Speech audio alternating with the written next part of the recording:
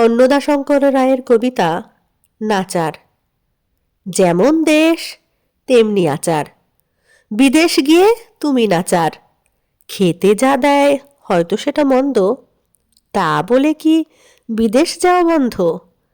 জাপানেতে গেলাম যেবার, আদর করে দিলেন খাবার। কবিতার নিজের হাতে ভাজা, টেম্পুরা সব তাজা। খেতে ভারী চমৎকার, খেয়ে গেলুম নির্বিকার।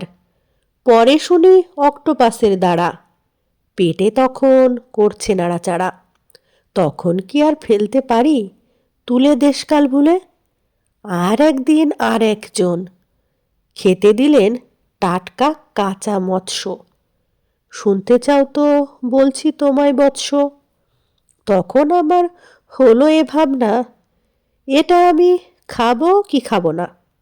নারাজ হলেও আমি তখন নাচার, অতিথিকে মানতে হয় আচার। মুখে হাসি মনে বিষম বিকার, একেই বলে ভদ্রতার শিকার। বুঝতে পারি কেন তার কারণ, সাগর যাত্রা হয়েছিল বারণ। সাগর পারে যদি বা কেউ যেত, ফিরে এসে গোবর নাকি খেত। প্রায়শ্চিত্ত বিধান, গোবর তার নিদান। নমস্কার।